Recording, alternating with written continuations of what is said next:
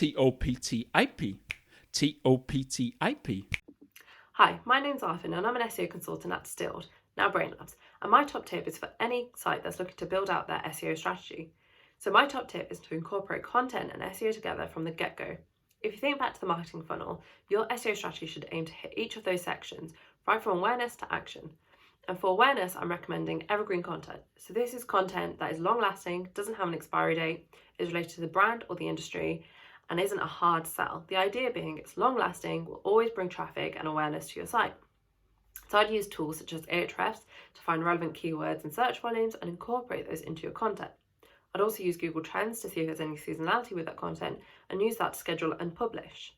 And hopefully, in incorporating SEO and content together, you're raising the chances of people finding your content, building awareness, and hopefully one day converting.